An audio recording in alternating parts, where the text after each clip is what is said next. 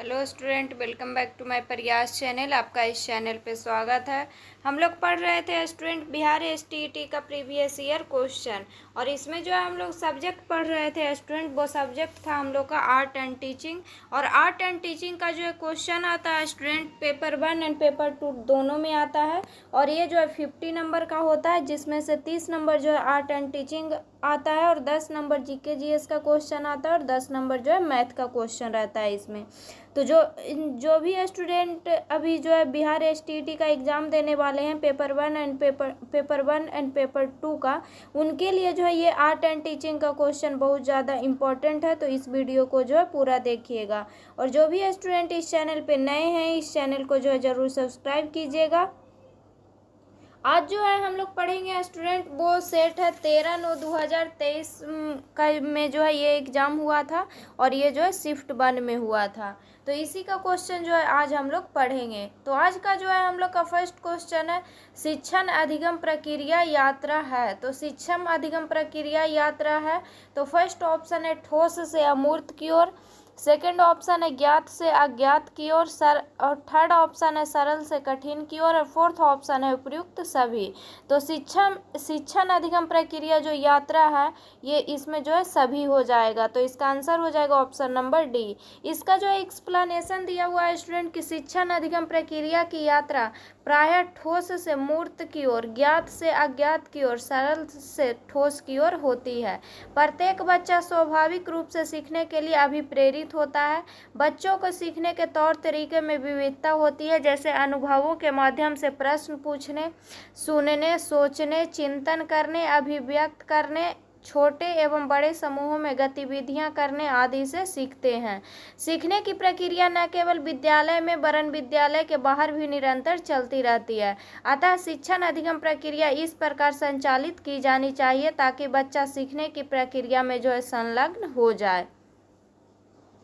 Next question है student, question number 2, छात्र द्वितीयक है। तो छात्र द्वितीयक है, तो फर्स्ट ऑप्शन है निरंकुश शिक्षण में, सेकंड ऑप्शन है प्रजातांत्रिक शिक्षण में, थर्ड ऑप्शन है खुला शिक्षण में, और फोर्थ ऑप्शन है प्रगतिशील शिक्षण में। तो छात्र जो है द्वितीयक है निरंकुश शिक्षण में। तो इसका आंसर हो जाएगा ऑप्शन नंबर ए। इसका एक्सप्लेनेशन दिया हुआ है स्टूडेंट कि एक निरंकुश शिक्षण में छात्र जो है क्या होता है, तो छात्र जो है द्वितीयक होते हैं। शिक्षण शैली में निरंकुश शिक्षण एक क्या है, तो पारंपरिक शैली है। ये शिक्षक केंद्रित या विषय वस्तु केंद्रित होती है। इस पद्धति में शिक्षक का छात्रों और शिक्षण पर पूरा नियंत्रण होता है। इसमें शिक्षक अधिक सक्रिय होते हैं और शिक्षार्थी निष्क्रिय स्रोत होते हैं। इसमें अधिगम की योग्यताएं, रुचि और व्यक्तित्व पर कोई जोर नहीं दिया जाता है। नेक्स्ट क्वेश्चन है स्टूडेंट, क्वेश्चन नंबर 3, स्वायत्त अधिगम है। तो स्वायत्त अधिगम फर्स्ट ऑप्शन दिया हुआ है ज्ञात तो स्वप्रयास से, सेकंड ऑप्शन है शिक्षक के प्रयास से, थर्ड ऑप्शन है परिवार के प्रयास से, और फोर्थ ऑप्शन है समाज के प्रयास से। तो स्वायत्त अधिगम मतलब इसका मतलब हुआ स्टूडेंट खुद से सीखना या स्वयं प्रयास करना। तो इसका आंसर हो जाएगा ऑप्शन नंबर ए, ज्ञात स्वप्रयास से। तो इसका एक्सप्लेनेशन दिया हुआ है स्टूडेंट कि स्वायत्त अधिगम ज्ञात स्वप्रयास से होती है। कक्षा में शिक्षक स्वायत्त अधिगम को बढ़ावा देने में मदद करने के लिए विशिष्ट कार्य निर्धारित कर सकता है, जिसमें आपको अपने लक्ष्यों पर विचार करना होता है ताकि आप अधिगम की प्रक्रिया के लिए अपने लक्ष्य को निर्धारित कर सकें। इस स्वायत्त अधिगम में शिक्षार्थी स्वायत्त की अवधारणा महत्वपूर्ण होती है, जो शिक्षार्थी की अपनी सीखने की यात्रा पर नियंत्रण रखने की क्षमता का वर्णन करती है। नेक्स्ट क्वेश्चन है स्टूडेंट, क्वेश्चन नंबर 4, अनुदेशात्मक उद्देश्य लिखने में प्रयोग होता है। तो अनुदेशात्मक उद्देश्य जो है क्या लिखने में प्रयोग होता है, तो फर्स्ट ऑप्शन है संज्ञा, सेकंड ऑप्शन है विशेषण, थर्ड ऑप्शन है क्रिया, और फोर्थ ऑप्शन है क्रिया विशेषण।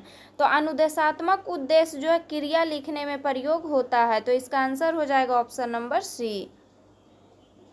नेक्स्ट क्वेश्चन है स्टूडेंट, क्वेश्चन नंबर 5, ब्लूम के वर्गीकरण के संज्ञानात्मक पदानुक्रम की एक आलोचना है। तो ब्लूम के वर्गीकरण के संज्ञानात्मक पदानुक्रम की एक आलोचना है। तो फर्स्ट ऑप्शन है न्यूनतम स्तर अनावश्यक, सेकंड ऑप्शन है व्यापक रूप से क्रिया का पदानुक्रम, थर्ड ऑप्शन है शिक्षण दर्शन की रीढ़ नहीं, और फोर्थ ऑप्शन है उपयुक्त सभी। तो ब्लूम के वर्गीकरण के संज्ञानात्मक पदानुक्रम की एक आलोचना क्या है? तो न्यूनतम स्तर अनावश्यक। तो इसका आंसर हो जाएगा ऑप्शन नंबर ए। अब जो है इसका एक्सप्लेनेशन पढ़ लेंगे। तो बेंजामिन ब्लूम का वर्गीकरण संज्ञानात्मक उद्देश्य एक श्रेणीबद्ध संगठन है। ये जो है एग्जाम में पूछा जा सकता है क्वेश्चन स्टूडेंट की संज्ञानात्मक उद्देश्य एक श्रेणीबद्ध संगठन है, ये जो है किनका है? तो बेंजामिन ब्लूम का है। ब्लूम सीखने के उद्देश्य को 3 ज्ञान क्षेत्र संज्ञानात्मक, भावात्मक और संवेदी डोमेन में व्याकृत करता है या वर्गीकृत करता है। ब्लूम के वर्गीकरण में संज्ञानात्मक पदानुक्रम की आलोचना न्यूनतम अनावश्यक स्तर है। संज्ञानात्मक संप्राप्ति का न्यूनतम स्तर क्या है? तो ज्ञान है। नेक्स्ट क्वेश्चन है स्टूडेंट क्वेश्चन नंबर 6, आगमन विधि है।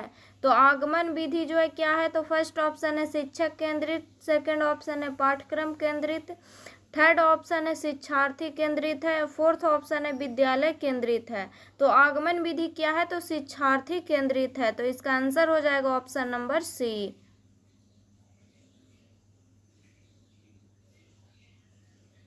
नेक्स्ट क्वेश्चन है स्टूडेंट क्वेश्चन नंबर 7, आगमन विधि की त्रुटि है। तो आगमन विधि की त्रुटि क्या है? तो फर्स्ट ऑप्शन है अधिक समय लेता है, सेकंड ऑप्शन है तत्काल समाधान होता है, थर्ड ऑप्शन है अवस्था उत्पन्न होता है, और फोर्थ ऑप्शन है शिक्षक को अप्रभावी बनाता है। तो आगमन विधि की त्रुटि क्या है? तो अधिक समय लेता है। तो इसका आंसर हो जाएगा ऑप्शन नंबर ए। अब जो है इसका एक्सप्लेनेशन पढ़ लेंगे स्टूडेंट कि आगमन विधि की क्या क्या त्रुटि है। तो यह आगमन विधि की निम्नलिखित त्रुटि होती है। यह विधि अत्यंत धीमी होती है, अर्थात यह अधिक समय लेती है। इस विधि के फलस्वरूप कभी कभी छात्र गलत निष्कर्ष पर पहुंच जाते हैं। आगमन विधि सभी छात्रों के लिए उपयोगी नहीं है। गणित विज्ञान में इस विधि का कक्षा में सदैव प्रयोग नहीं किया जा सकता है। तो आगमन विधि का प्रयोग जो है गणित और साइंस में जो है इसका प्रयोग जो है कभी भी नहीं किया जा सकता है। मतलब सदैव मतलब हमेशा प्रयोग नहीं कर सकते हैं गणित और विज्ञान में आगमन विधि का। नेक्स्ट क्वेश्चन है क्वेश्चन नंबर 8, निगमन विधि का लाभ है। तो निगमन विधि का लाभ क्या है? तो फर्स्ट ऑप्शन है सभी विषयों में प्रयोग संभव, सेकंड ऑप्शन है उच्च स्तर के लिए उचित, थर्ड ऑप्शन है एक ही साथ सभी को शिक्षण, और फोर्थ ऑप्शन है उपयुक्त सभी। तो निगमन विधि का लाभ इसमें जो है सभी विषयों में प्रयोग संभव, उच्च स्तर के लिए उचित होता है ये, और एक ही साथ सभी को शिक्षण, ये सब जो है निगमन विधि का लाभ है। तो इसका आंसर हो जाएगा ऑप्शन नंबर डी। और निगमन विधि का लाभ क्या क्या है ये जो है अब हम लोग पढ़ लेंगे। तो जो निगमन विधि क्या होता है? तो यह अधिक सरल होती है, सभी विषयों में प्रयोग संभव हो पाता है, उच्च स्तर की शिक्षा के लिए जो है निगमन विधि उचित होती है, भविष्यवाणी की संभावना जो है इसी विधि के द्वारा होता है, इसमें आंकड़ों के संकलन की आवश्यकता नहीं होती है, और इसमें एक साथ सभी शिक्षण को दिया जा सकता है। ये सब जो है निगमन विधि का लाभ है। नेक्स्ट क्वेश्चन है क्वेश्चन नंबर 9, पाठ्य योजना में विशिष्ट उद्देश्य है। तो पाठ्य योजना में विशिष्ट उद्देश्य किसका है? तो शिक्षक के लिए है। किसके लिए है? तो शिक्षक के लिए है। तो इसका आंसर हो जाएगा ऑप्शन नंबर ए। इसका एक्सप्लेनेशन दिया हुआ है स्टूडेंट की एक पाठ्य योजना में शिक्षक द्वारा अपनी कक्षा में किए जाने वाले विभिन्न कदमों की विस्तार से रूपरेखा तैयार की जाती है। इसका प्राथमिक लक्ष्य शिक्षण अधिगम प्रक्रिया का अनुमान लगाना है। एक पाठ्य योजना एक शिक्षक की दैनिक मार्गदर्शिका है कि छात्र को क्या सीखना है, इसे कैसे सिखाया जाएगा और सीखने को कैसे मापा जाएगा। पाठ्य योजना प्रत्येक कक्षा अवधि का पालन करने के लिए एक विस्तृत रूपरेखा प्रदान करके शिक्षकों की कक्षा में अधिक प्रभावी बनाने में क्या करती है? मदद करती है। क्वेश्चन नंबर 10, ध्यान आकर्षित करना किनकी व्यवस्था में महत्वपूर्ण अवयव है। तो ध्यान आकर्षित करना जो है गेगने मॉडल में जो है महत्वपूर्ण अवयव है। कौन मॉडल में? तो गेगने मॉडल में। तो इसका आंसर हो जाएगा ऑप्शन नंबर बी। इसका एक्सप्लेनेशन दिया हुआ है स्टूडेंट की ध्यान आकर्षित करना रॉबर्ट गैगने के मॉडल की व्यवस्था में महत्वपूर्ण अवयव है। गैगने की अवधारणा है कि साधारण व्यवहार के लिए कुछ आवश्यकताओं का निर्धारण करना जरूरी होता है, जैसे बोध स्तर के शिक्षण के लिए स्मृति स्तर का शिक्षण पूर्व आवश्यकता होती है। इनके अनुसार छात्र के लिए बाह्य रूप में अधिगम परिस्थितियों की व्यवस्था करना ही क्या होता है? शिक्षण होता है। नेक्स्ट क्वेश्चन है क्वेश्चन नंबर 11। सूक्ष्म शिक्षण में किन कौशल का प्रयोग किया जाता है? तो फर्स्ट ऑप्शन है श्यामपट्ट कौशल, सेकंड ऑप्शन है खोजपूर्ण प्रश्न कौशल, और थर्ड ऑप्शन है ए और बी दोनों, और फोर्थ ऑप्शन है उपयुक्त में से कोई नहीं। तो सूक्ष्म शिक्षण में श्यामपट्ट कौशल और खोजपूर्ण प्रश्न कौशल का जो उपयोग किया जाता है। तो इसका आंसर हो जाएगा ऑप्शन नंबर सी, ए और बी दोनों। इसका जो एक्सप्लेनेशन दिया हुआ है स्टूडेंट की सूक्ष्म शिक्षण एक शिक्षक प्रशिक्षण तकनीक है जो शिक्षकों को शिक्षण कौशल के रूप में बुलाए जाने वाले विभिन्न सरल कार्यों में साधारण सुधार करके अपने शिक्षण कौशल का लाभ उठाने का अवसर प्रदान करती है। सूक्ष्म शिक्षण वास्तविक समय के शिक्षण अनुभवों को बढ़ावा देने में मदद करता है। सूक्ष्म शिक्षण में श्यामपट्ट कौशल एवं खोजपूर्ण प्रश्न कौशल का उपयोग किया जाता है। नेक्स्ट क्वेश्चन है स्टूडेंट क्वेश्चन नंबर 12। अनुदेशन एवं शिक्षा में परस्पर एक समानता है। तो अनुदेशन एवं शिक्षण में परस्पर एक समानता है। तो फर्स्ट ऑप्शन है दोनों ही छात्र केंद्रित होते हैं, दोनों ही विषय केंद्रित होते हैं।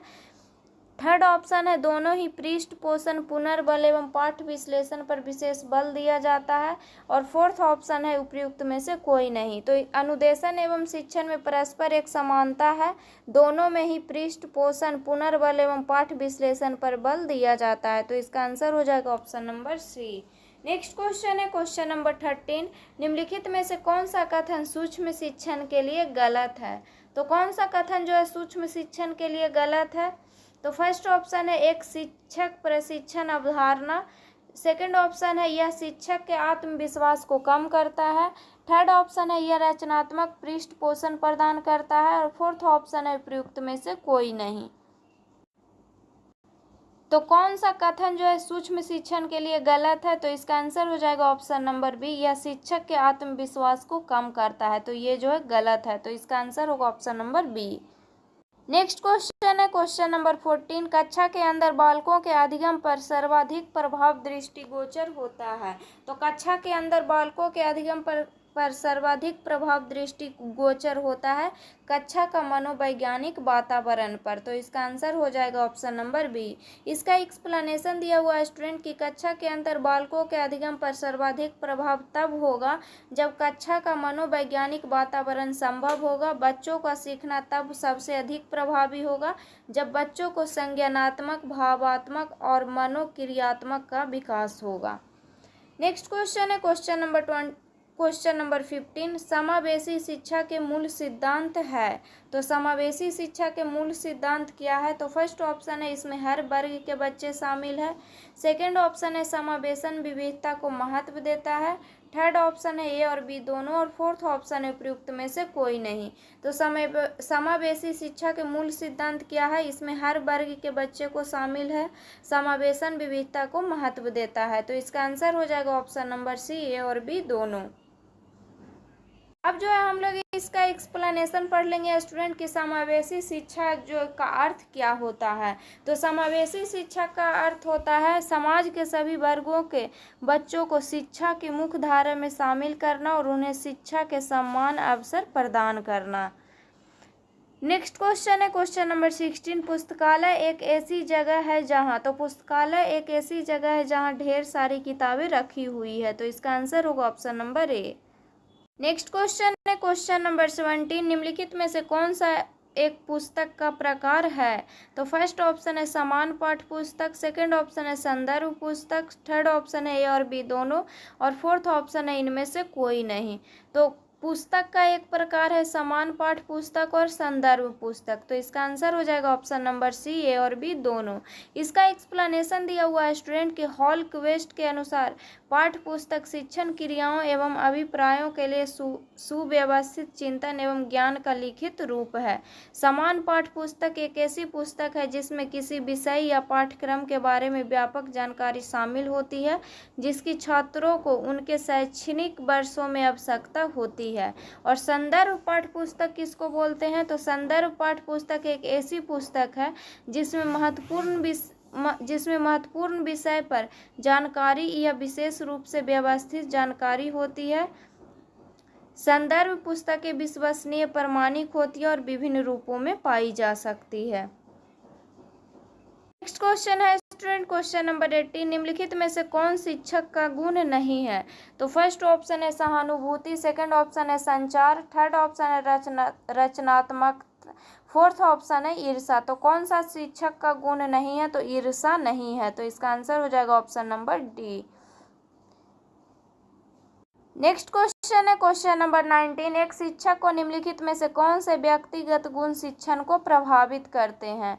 तो एक शिक्षक के कौन से व्यक्तिगत गुण जो है शिक्षण को प्रभावित करते हैं? तो संवेदनशीलता जो है प्रभावित करता है। तो इसका आंसर हो जाएगा ऑप्शन नंबर ए। इसका एक्सप्लेनेशन दिया हुआ है स्टूडेंट कि शिक्षक के व्यक्तिगत गुण में उनकी संवेदनशीलता शिक्षण को प्रभावित करती है। शिक्षण एक सामाजिक गतिविधि है और यह अधिगम की सुविधा प्रदान करती है। यह विकास का एक प्रक्रिया है और यह अभ्यर्थियों के व्यवहार को आकार देने में सहायता करती है। संवेदनशीलता शिक्षक का व्यक्तिगत गुण होता है जो कि शिक्षण प्रक्रिया को प्रभावित करता है। नेक्स्ट क्वेश्चन है क्वेश्चन नंबर 20, उच्च शिक्षा में शिक्षक की भूमिका होती है। तो उच्च शिक्षा में शिक्षक की भूमिका क्या होता है? तो छात्रों में स्व अध्ययन को बढ़ावा देना। तो इसका आंसर हो जाएगा option number A. Next question है क्वेश्चन नंबर 21, मूल्यांकन प्रक्रिया संबंधित है। तो मूल्यांकन प्रक्रिया किससे संबंधित है? तो संपूर्ण अधिगम प्रक्रिया से संबंधित है। तो इसका आंसर हो जाएगा ऑप्शन नंबर ए। इसका एक्सप्लेनेशन दिया हुआ है स्टूडेंट कि मूल्यांकन की प्रक्रिया में संपूर्ण अधिगम की प्रक्रिया शामिल होती है। मूल्यांकन का उद्देश्य संपूर्ण अधिगम के उद्देश्य को प्राप्त करने के लिए शिक्षक और छात्र दोनों को छात्र की प्रगति के बारे में प्रतिक्रिया प्रदान करना है। नेक्स्ट क्वेश्चन है क्वेश्चन नंबर 22, निम्नलिखित में से कौन मूल्यांकन का उपकरण नहीं है? तो फर्स्ट ऑप्शन है निर्धारण मापनी, सेकंड ऑप्शन है प्रोजेक्ट रिपोर्ट, थर्ड ऑप्शन है जांच सूची और फोर्थ ऑप्शन है संचयी रिकॉर्ड। तो कौन मूल्यांकन का उपकरण नहीं है? तो प्रोजेक्ट रिपोर्ट जो है मूल्यांकन का उपकरण नहीं है। तो इसका आंसर हो जाएगा option number B. Next question है क्वेश्चन नंबर 23, पोर्टफोलियो एक उपकरण है। तो पोर्टफोलियो एक उपकरण है तो फर्स्ट ऑप्शन है छात्रों को काम का संग्रह समय अवधि में, सेकंड ऑप्शन है छात्रों के अंक का संग्रह समय अवधि में, थर्ड ऑप्शन है छात्रों के ग्रेड का संग्रह समय अवधि में और फोर्थ ऑप्शन है उपयुक्त सभी। तो पोर्टफोलियो एक उपकरण है छात्रों के काम का संग्रह समय अवधि में। तो इसका आंसर हो जाएगा option number A. Question number 24, खेल का उद्देश्य है। तो खेल का उद्देश्य है फर्स्ट ऑप्शन है शारीरिक विकास, सेकंड ऑप्शन है नैतिक विकास और थर्ड ऑप्शन है उपयुक्त दोनों और फोर्थ ऑप्शन है दोनों में से कोई नहीं। तो खेल का उद्देश्य होता है शारीरिक विकास करना और नैतिक विकास करना। तो इसका आंसर हो जाएगा ऑप्शन नंबर सी, उपयुक्त दोनों। इसका जो एक्सप्लेनेशन दिया हुआ है स्टूडेंट की खेल का मुख्य उद्देश्य बच्चों के शारीरिक एवं नैतिक विकास को बढ़ावा देता है। खेल हमारे जीवन का एक महत्वपूर्ण अंग है। यह हमें स्वस्थ रखने के साथ साथ मानसिक और सामाजिक विकास को बढ़ाता है।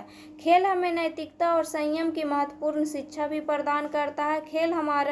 खेल हमारी शारीरिक और मानसिक स्थिति को सुधारने का क्या है? दूसरा माध्यम है।